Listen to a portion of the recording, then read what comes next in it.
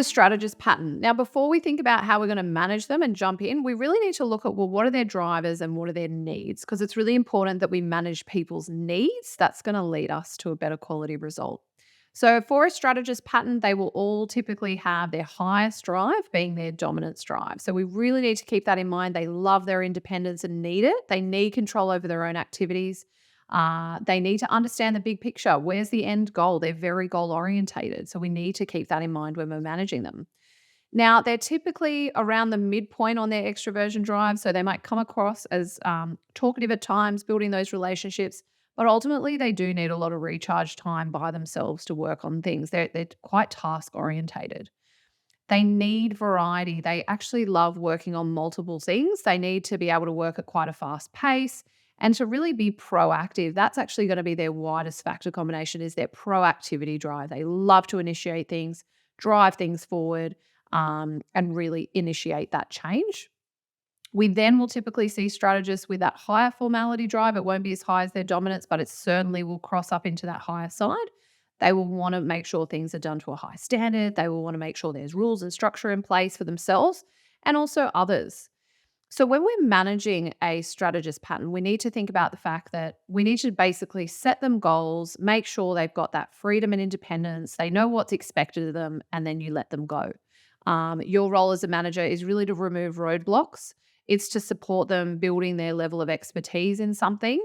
But typically we find you've got to set those goals for them. If you don't set the goals and the targets and here's what we're working towards and here are the standards, they'll feel like they actually don't really understand and they'll get quite frustrated. We want to make sure that they've got control over their own activity. So yes, we've got the goal, but don't build a plan for them. They will go away and do that for themselves. They're quite an innovative thinker. They're open to risk and open to new ideas. They'll come up with some ideas and solutions. They're very good problem solvers. So give them challenges, let them work in a space that will allow them to be a little bit innovative, drive change, drive things that are new. When providing them direction, make sure that you're clear. Here's the goal, here's the standard, off you go.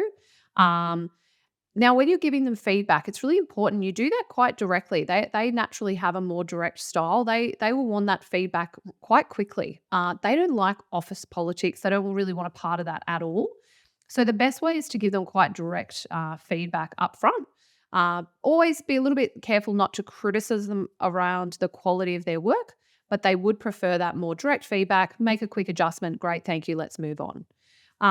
Do delegate them work that plays to their strength around that strong attention to detail, quality of work. It could be implementing something to a really high standard. It could be reviewing something, checking that it's going to achieve that goal and that standard that you expect. Now, when you're coaching them, make sure that they are able to drive elements of risk and that they've got some control around that, because they're the type of people, we always say they've got more accelerator than brake in their profile, but they love to make sure that they're assessing risk. So when I'm working with strategists, I'm getting them to review new ideas. It could be new things that are going on in the business because they're able to be excited by that, but they're able to look at all the downsides, actually, have you thought about all these components? So they're fantastic to bounce risk ideas off.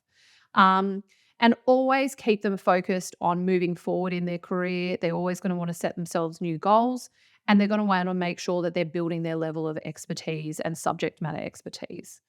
So hopefully this has been helpful on how to manage a strategist pattern, and good luck and talk to you soon.